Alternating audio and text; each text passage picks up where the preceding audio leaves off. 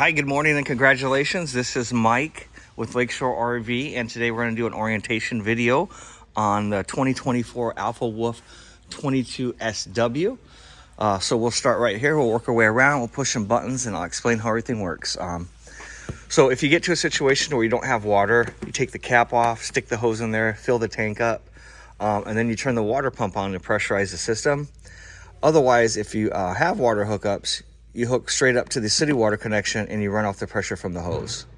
So again, either you can fill the tank up, turn the pump on, take the water with you, or you can just straight hook up to your hose and run off the pressure from that hose. No tank involved. And then you got cable TV just to the left. And over here, obviously there's satellite black tank flush. So that'll help with the sewer system. So what you want to do is take your cap off, hook your hose up, pull the black first, dump it, leave that open. Then you'll hook a hose up to here, let it run for a couple minutes, and it'll clean that system out. Just make sure the gate valve's open when you're flushing the black tank out.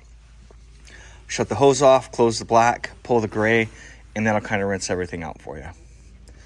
And then you got a tankless water heater. Now there's a thermostat inside in the bathroom, but there's also an on-off switch here. So this has to be on order for the thermostat to turn on in the bathroom. So if you're not getting any power in the bathroom, then 99% of the time you're gonna need to turn that switch on. 30 amp power supply cord hooks right up here. You'll need 30 amps to run the microwave and the air conditioner. Otherwise, there's a 15 amp adapter that comes with it, and you can run everything off those too. We got the lugs torqued at 120 foot-pounds, so the factory's done it, the driver did it, and then so we've done it, but this is what the factory's recommending, so you should check it periodically, especially first few miles you put on it.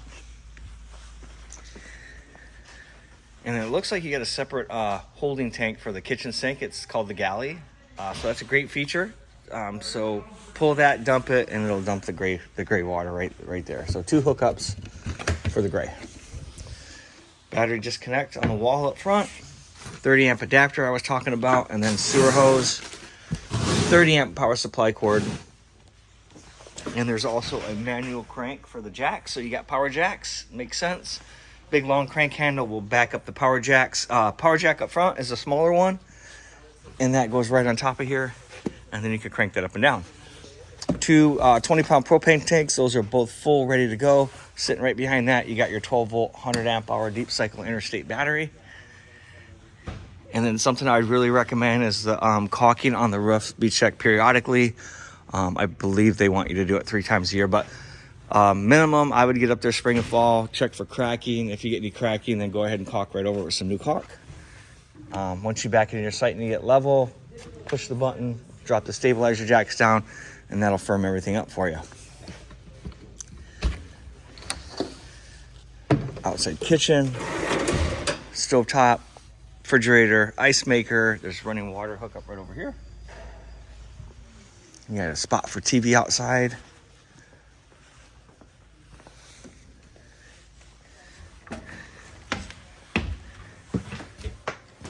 Great big walk-in pantry / closet. Heated massage, and there's lights on the recliners. And great big bathroom. Nice exhaust fan. Built-ins.